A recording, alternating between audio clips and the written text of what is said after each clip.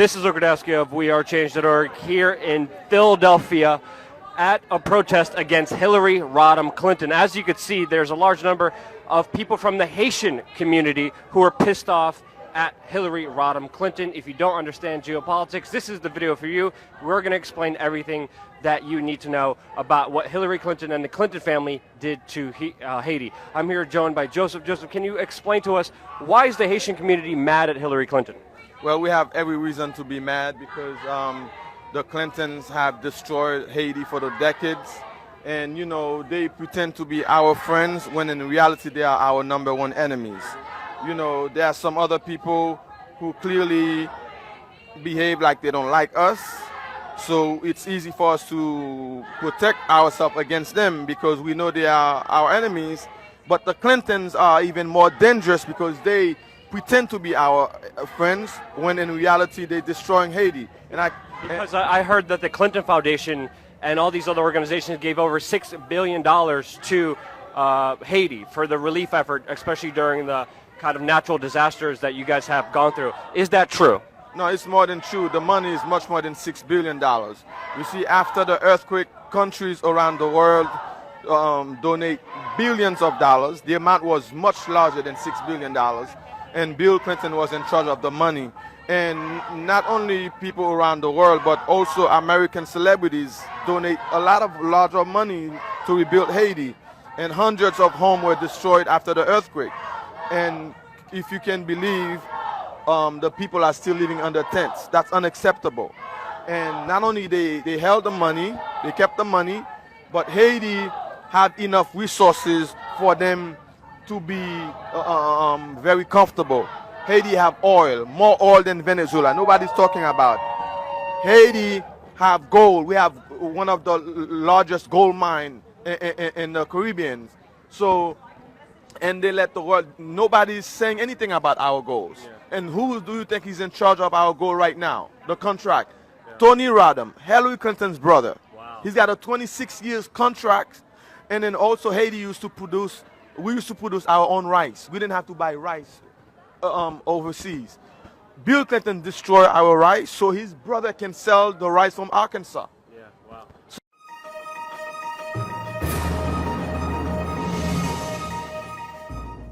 The reason the United States is in Haiti at the level it's in Haiti, with Cheryl Mills coming in every time the parliament doesn't do something she wants or the Clintons want or Obama want, they threaten all of the parliaments with, you know, withdrawal of their visas. Yeah. The reason they're all there is not because they want to give us jobs.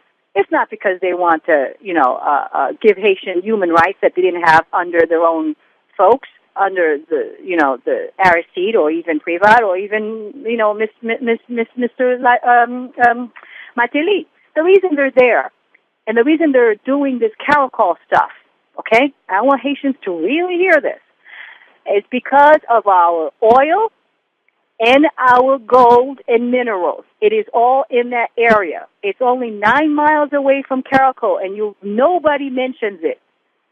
But $20 billion worth of gold is in the land. They have now a figure for it. They knew it was there, but now they have a figure for it. And if they're telling you $20 billion, we can go ahead and double that amount. They do tell you that it's the most gold in the Americas. Americas, okay? So why do we need any of these people or any of their $5 jobs when we have this valuable land, when we have oil in that area that our geologists have said, Haitian oil. Now, you know, the largest cache, the oil and stuff of Venezuela is like, you know, this is why Venezuela has its independence, right? So there's oil in Venezuela. Haitian geologist says that the oil in Venezuela is a cup of water compared to the Olympic pool of the Haitian oil. That's why they're there. They know there's no job in the international market, but they're going to do the switch and bait like they always do. Switch and bait.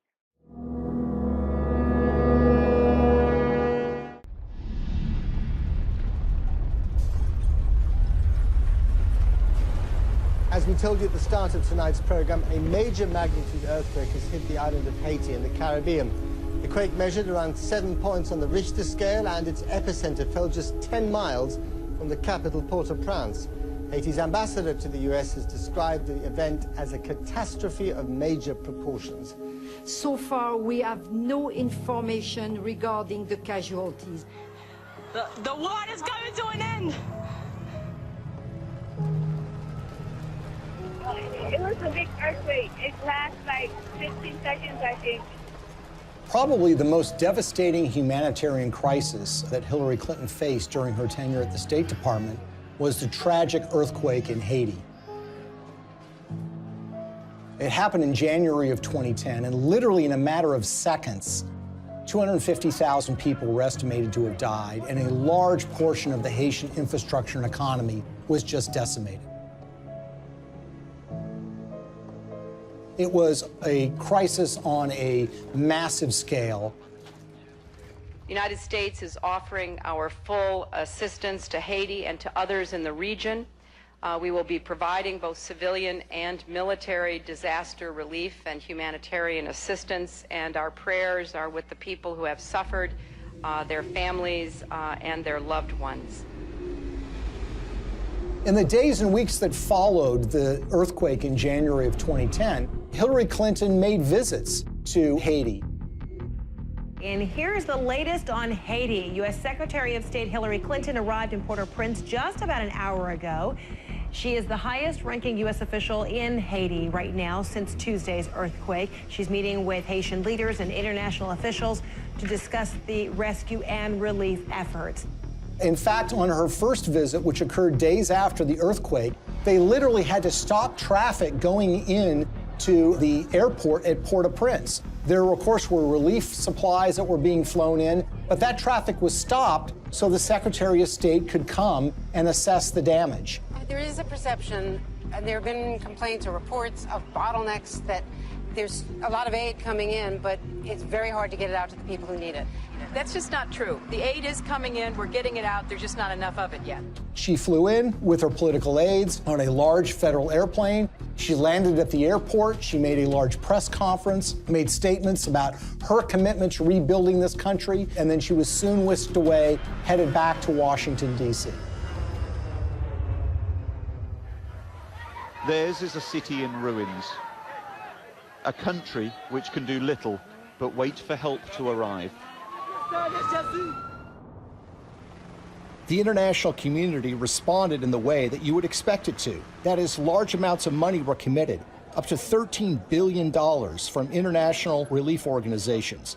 And of course, you had the official role of the State Department, which would be point on U.S. taxpayer dollars going to Haiti for the purposes of relief. I want to assure the people of Haiti that the United States is a friend, a partner, and a supporter. Hillary Clinton's State Department would oversee the reconstruction effort, with Chief of Staff Cheryl Mills responsible for the allocation of U.S. tax dollars through USAID. And Bill Clinton, already appointed Special Envoy to Haiti for the United Nations, was named co-chair of the Interim Haiti Recovery Commission, along with a former Haitian Prime Minister. I hope that it will be rebuilt in a much stronger and more sustainable way, and I think the Haitians want that. So this was clearly a Clinton operation from the beginning. Now, the Haitians had their own ideas about how best to rebuild their country. They wanted new roads. They wanted buildings rebuilt. And that's what you would expect. This is how you recover from an earthquake.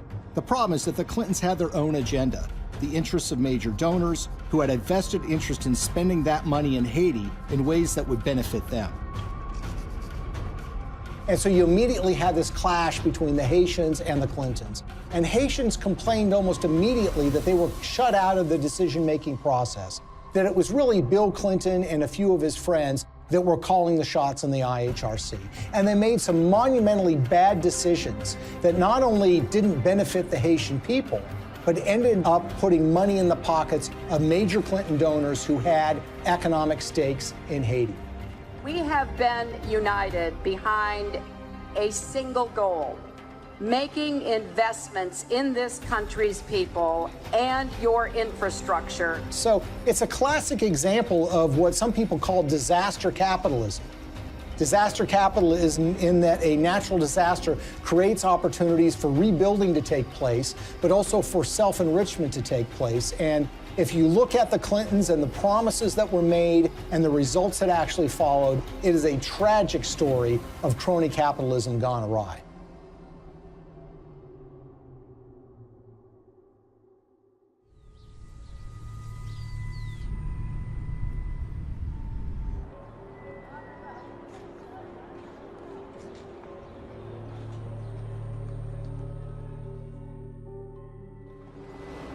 The single largest relief project that the United States committed taxpayer dollars to, $124 million to be exact, was a project called Caracol, a textile factory that was built in the northern part of the country that was supposed to create some 60,000 jobs and was supposed to create tremendous economic growth.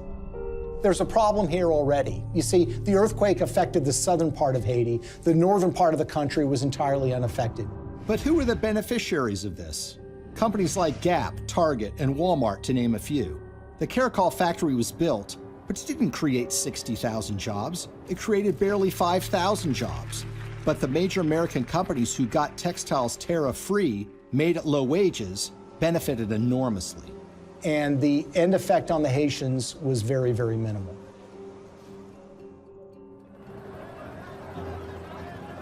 If you look at some of the infrastructure projects that were undertaken, the Clintons had very grand plans to build large tracts of homes, and there were contractors that were selected for those projects. Sometimes the contractors had experience, sometimes they did not. There's one company in Florida that spent $1 million getting equipment into Haiti. They had experience in disaster relief, but according to the owners of that company, they only made a small donation to the Clinton Foundation. And guess what? They didn't get any relief contracts. On the other hand, the contractors who did win the awards were given the opportunity to build homes, and in some instances were supposed to build tens of thousands of homes for Haitians. They ended up building a fraction of that. For instance, the New Settlements program was supposed to build 15,000 homes for $53 million. Instead, it built 2,600 homes, less than a quarter of the original estimate, for $90 million, or $47 million over budget. And they got away with it. So you had contracts going to these relief organizations that were also involved with the Clinton Global Initiative. And you had this one organization, Dahlberg, that was supposed to do an assessment for relocating people that suffered from the earthquake. They determined that people should be moved to a site that happened to be on a cliff that was highly unstable. USAID's Inspector General reviewed Dahlberg's recommendations and found them basically unusable. One member of the USAID shelter team was quoted by Rolling Stone magazine as saying that the recommendations were so bad, it looked like the team never even got out of their SUVs. Another person said that only one of the people that was sent to Haiti by Dahlberg actually spoke French. Telecom mogul Dennis O'Brien is one of the world's richest people, and he's finding opportunities in the poorest country in the Western Hemisphere. The Irish billionaire is the largest private investor in Haiti through his company Digicel, and he's now leading the Clinton Global Initiative efforts down in Haiti. Probably no one came out better in the Haitian reconstruction effort than an Irish billionaire named Dennis O'Brien. He's a Clinton Foundation donor, giving them between $5 and $10 million. He helped arrange speeches for Bill Clinton, too. The interest of the Obama administration, particularly the former Secretary of State Hillary Clinton, you know, all the different things that have happened to help Haiti get up off the floor have been led by the U.S. And he was the owner of something called Digicel, which is a cell phone company at the time of the earthquake. As part of that relief effort, the State Department run by Hillary Clinton wanted to fund a mobile money transfer service that would allow Haitian citizens to transfer and receive money on their phones. Well, Digicel applied to be the recipient of that grant money. 4 weeks after their application, Digicel actually sponsored a speech for Bill Clinton in Jamaica, and they paid him $225,000. And as it turns out, within 4 months of that speech, Digicel would receive the first installment of that grant money. The earthquake actually has been great for Digicel and Dennis O'Brien.